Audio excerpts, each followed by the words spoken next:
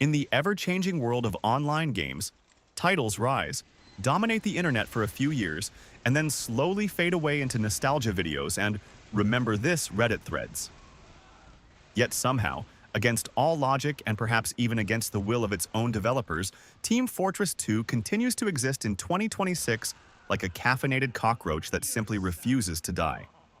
Released in 2007 by Valve, Team Fortress 2 is technically old enough to vote, get a driver's license in most countries, and complain about back pain after sitting too long. And yet, people are still playing it. Not just a few nostalgic veterans either. Thousands of players still jump into matches every day to rocket jump, set things on fire, and argue about random crits like it's still 2012. So the question remains, is Team Fortress 2 actually alive in 2026? Or is it just a very elaborate ghost that refuses to leave the internet? Let's investigate. To understand why TF2 still being around is so strange, you have to remember where it came from. Team Fortress 2 first appeared in the Orange Box, alongside two other small indie projects called Half-Life 2 and Portal. At the time, it looked revolutionary. Bold cartoon graphics, memorable characters, and gameplay that balanced chaos with strategy.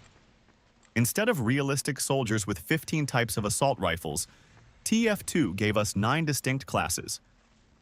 The overly enthusiastic scout, the mysterious spy, the unstoppable heavy, the rocket-jumping maniac soldier, and a few others who have spent the last decade arguing about whether they deserve a buff. Each class had a personality so strong that players still quote their voice lines today. If you say, "sandwich," someone somewhere on the internet will respond with a heavy Russian accent. For many years, Team Fortress 2 thrived on constant updates. Valve added weapons, cosmetics, maps, game modes, and entire events. Some updates were massive. The Uber update introduced new weapons for every class. The Man-Economy update created the in-game economy and trading system. And of course, there was Man vs. Machine update, which introduced a cooperative mode where players fought waves of robots. Suddenly, Team Fortress 2 wasn't just a shooter, it was a social platform, a trading simulator, a hat-collecting hobby, and occasionally a video game. Yes, the hats deserve their own paragraph. If you've never played TF2, you might think people exaggerate the hat situation. They do not. Cosmetics became such a central part of the game that the TF2 trading economy exploded. At one point, people were trading rare items worth hundreds, sometimes thousands of dollars. Entire websites appeared just to track prices and manage trades. To this day, a player's loadout often says more about them than their skill level. You might encounter a beginner wearing items worth the equivalent of a used car, while a veteran with 4,000 hours runs around wearing a free Halloween pumpkin. It's chaos, beautiful chaos. However, somewhere along the way, something strange happened. Valve stopped talking. Major updates became rarer, then rarer still. Eventually, the TF2 community realized they were basically living off occasional bug fixes and seasonal events. The most infamous example was the gap between the Jungle Inferno update and the next meaningful content drop. That gap felt long enough for players to graduate high school, college, and possibly start a family. Many people assumed the game was finished, dead, abandoned. But something strange happened. It didn't die. If Valve isn't constantly updating the game, why is it still alive? Simple. The community. Team Fortress 2 has one of the most dedicated player bases in gaming. Servers run by fans keep the experience fresh with custom maps, mods, and unusual game modes. Players have created everything from surfing maps to randomizer servers where every weapon behaves unpredictably. There are even servers dedicated entirely to dancing and socializing. The TF2 community also produces endless videos, memes, animations, and commentary. Entire YouTube careers have been built around the game. The sheer volume of content created by fans keeps TF2 culturally alive even during long periods of official silence. Of course, being alive doesn't mean everything is perfect. Around the early 2020s, Team Fortress 2 experienced a major problem: bots. Not the fun robot enemies from Man vs. Machine.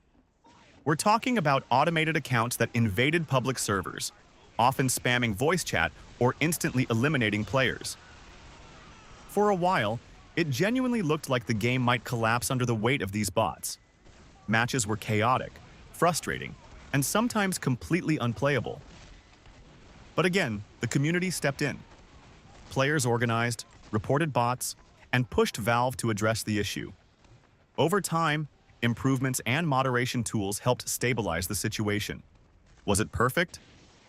No, but it proved something important. The TF2 community was not ready to give up. Another reason TF2 survives is its gameplay. Even after nearly 2 decades, the core design still works incredibly well. The balance between skill and chaos creates moments that feel unique every time you play. Rocket jumping across the map as the soldier never gets old. Landing a perfect backstab as the spy still feels like pulling off a magic trick. And successfully defending a point with the heavy while yelling, "Medic!" is basically a gaming rite of passage. Modern shooters often focus on realism or hyper-competitive mechanics. Team Fortress 2 sits comfortably in the middle. Skill matters, but the game never takes itself too seriously. That balance is rare. Another reason TF2 remains playable today is its art style. Instead of chasing realism, Valve went with a stylized 1960s spy movie aesthetic, inspired by artists like J.C. Leyendecker.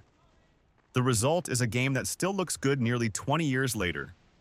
While some older games feel visually outdated, TF2's exaggerated characters and colorful environments remain charming. A scout running across 2 fort today looks almost exactly as good as he did in 2007. That's the advantage of good art direction over raw graphical power. Let's also be honest, TF2 isn't just a shooter anymore, it's a social experiment. You might join a match expecting serious gameplay, only to find a spy doing nothing but playing the kazoo, 5 engineers stacking teleporters for no reason, 2 scouts arguing about hats, a heavy dancing in the corner while someone blasts music. Is this productive gameplay? Absolutely not. Is it hilarious? Yes. TF2 matches often feel like unpredictable internet culture condensed into one server. One final mystery keeps the community curious: Valve itself. Valve has a reputation for disappearing and then suddenly releasing something massive. Because of that, many players still wonder if a major TF2 update, or even a sequel, might appear someday. Is it likely? No one knows, but the possibility alone keeps speculation alive. So, is Team Fortress 2 alive?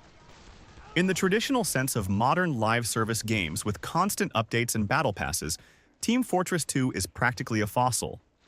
But if alive means people are still playing it, talking about it, and making new content for it, then TF2 is absolutely alive. In fact, it might be one of the strangest examples of a game surviving purely through community passion. It's like a town that the government forgot about, but the residents just kept living there anyway. So, is Team Fortress 2 still alive in 2026? Yes. It's not thriving in the traditional sense. It's not dominating Twitch. It's not receiving massive expansions every year. But it's still here. Players still log in, servers still fill up, hats are still traded. And somewhere, right now, a spy is probably disguising himself as a friendly player just to ruin someone's day.